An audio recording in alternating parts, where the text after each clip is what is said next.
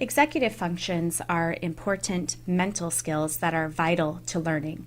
Some people describe executive functioning as the CEO of the brain because it helps us pay attention, set goals, organize, plan, prioritize, start tasks, follow steps, and stay focused until completion. Executive skills start to develop during early childhood and they keep developing into the mid-20s. And so it's valuable to teach and apply executive functioning skills alongside academic lessons. In this video, I will discuss some strategies for teaching executive functioning skills, starting with this daily checklist.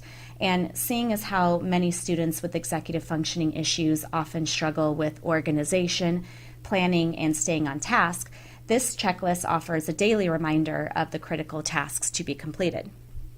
This single checklist would be used throughout the week, so you would write the date of the first day of the week here, and then you would check off tasks as you complete them. The first two tasks involve looking for loose papers in binders and backpacks. If you find a paper that is not snapped into place or inserted into the pockets of a folder, we need to get them into the correct location, and you have three options. The first option is to put it in the folder it belongs in, but make sure it's actually locked into place. This would be useful for documents that are related to concepts you are still learning in class. So maybe you're in the middle of Unit 2 in your history class and your teacher handed back a past assignment, but you haven't had the assessment for Unit 2 yet. So you want to hang on to that assignment so that it's easily accessible in class in case you need to refer to it. That would be the option of putting it into the folder. Your second option would be to move the loose paper into a file bin. A file bin would be like a Tupperware bin you can get at Target with hanging folders for each class. And you would move documents to the file bin if it's something that you've already been assessed on. So perhaps in math class you're learning about the quadratic equation and you finished. You took the assessment for that, and you're done with that unit. You can move any papers that relate to that unit to the file bin. The reason why we don't just throw those away is because those are the same topics that will be showing up on the final at the end of the semester and the end of the year. And also, I've seen situations where teachers don't have a record of past assignments that have been turned in, and the student was able to just say, oh, well, I have it in my file bin, here you go, without having to do the assignment all over again. The last option would be trash. I don't really like when students put things into the trash because they tend to just want to throw everything away, especially students with executive functioning issues. But the trash option is there for documents that are related to usually events at the school that really have nothing to do with the student. So maybe it's informing the student of a student council meeting that they're not actually involved in. That's the kind of thing that can be moved to the trash. Once the binder and the backpack have been cleared of all loose papers, you can move on to the next task, which would be to clip together any end of unit documents and move them to the file bin. I ask students to clip together the end of the unit because it does make it easier when they are preparing for their finals to have everything related to that unit together. Homework, past quizzes, the assessment, anything that has to do with that unit, all put in one place and clipped together makes it much easier to study for the final. The next task would be to write out long-term assignments, quizzes, and tests in the agenda or planner and to highlight them. So one of the problems that students with executive functioning issues have is the ability to plan for future events. So by actually marking in their agenda when these long-term assignments, quizzes, or tests are due, and then highlighting them, it constantly brings their attention to those big tasks so that they don't accidentally forget about them. And then related to that is the next task, to break down those long-term assignments or assessments. So again, an issue that executive functioning students have is the ability to kind of set goals and to start tasks and to follow steps. So if a student knows that they have a test in their Spanish class on preterite tense, next Tuesday. What they can do in their agenda is break down the plan for preparing for that assessment.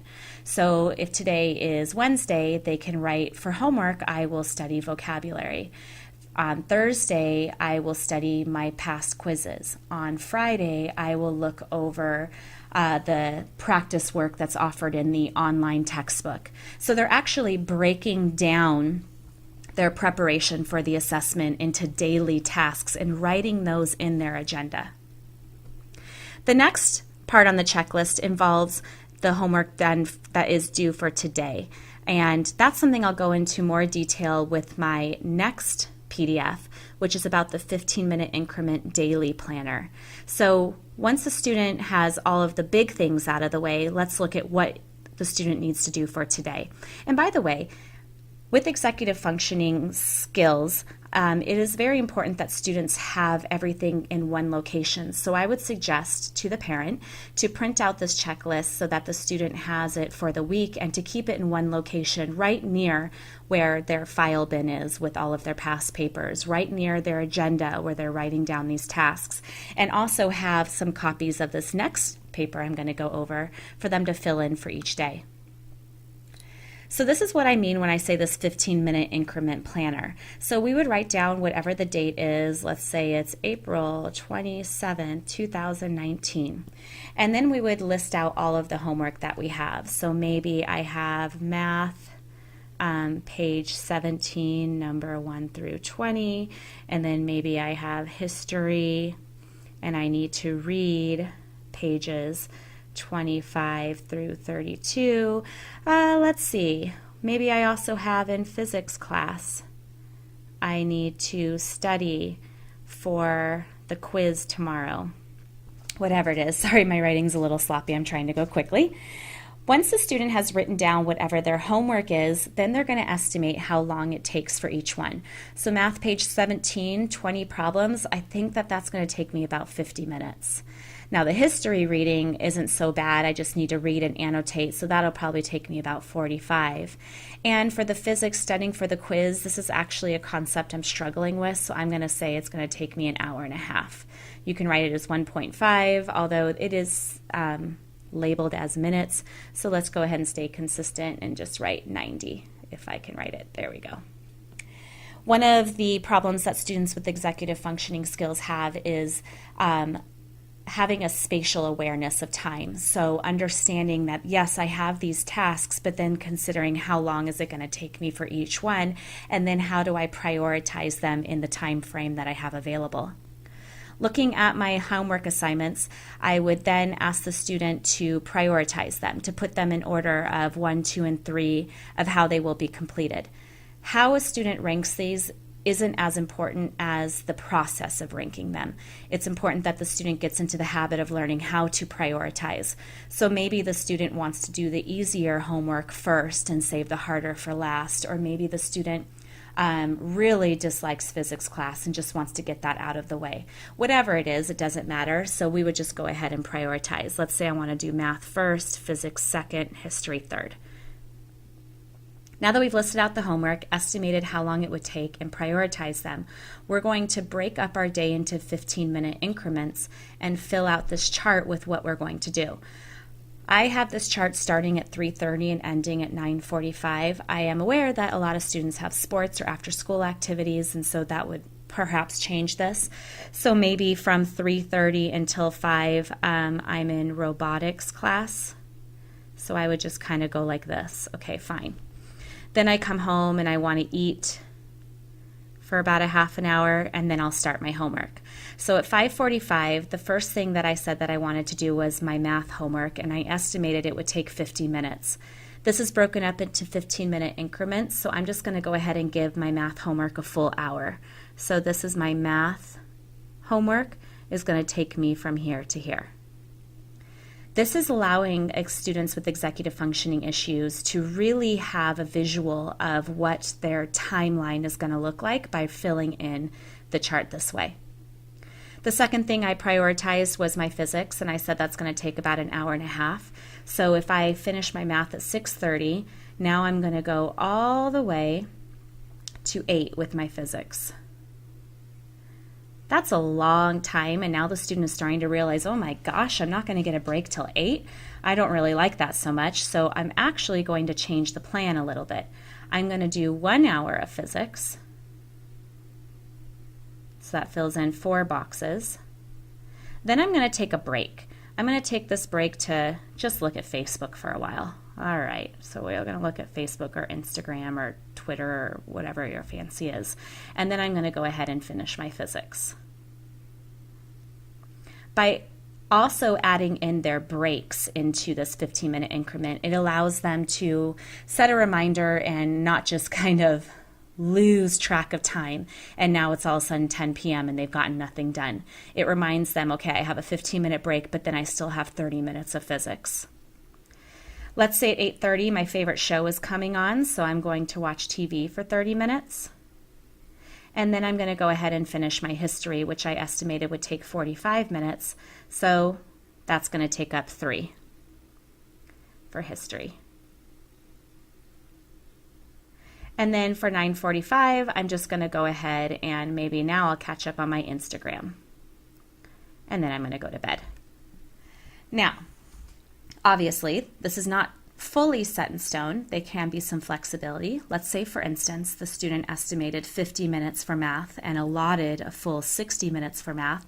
But once they started doing the math, they realized it was really easy, and it actually only took them 30 minutes. At that point, the student has the option. If they're done with math right here at the end before it gets to 6:15, they can either choose to jump into their physics right away and try to move the whole schedule up so they have more time to relax at the end, or they can use this time right here that they didn't need for math to relax, knowing I better start my physics right at 6:45, so I only have 30 minutes to relax. Whatever course they take, the fact that they're planning and prioritizing and following steps is helping to wire their brain in a way that'll make it so that ultimately they won't need to write everything out. They can plan it out in their head. They can think about what they're doing task by task in a almost spatial, visual, 3-dimensional kind of way that'll help them remember what it is that they're trying to get done and not accidentally lose track of time or forget. As we hear happens with so many students with executive functioning issues, it's now 10 o'clock at night and they haven't even started their homework, for example. So these two methods are just really quick, easy ways to help build executive functioning skills in students. Both of them are not meant to be done forever. I usually suggest, you know what, let's just try this every day for a month. And after a month, if you feel like you don't need to fill in this daily checklist and this 15-minute planner anymore, you can do it on your own. Sure, let's give it a try and see how that goes. Because usually now you've wired the brains to start thinking of things differently. However, if they feel like they need more time or you're noticing that their tasks are starting to slip again, then you can bring this back in as a method to help refresh their memory on how to keep things organized, how to plan in advance, and how to stay on task. I will include the documents for both of these down below so that you can print them out and use them at home. If you would like a tutor to help you with these executive functioning skills, which go beyond just what I've talked about here, although this is a good starting place, feel free to give us a ring and we can definitely try to help you out.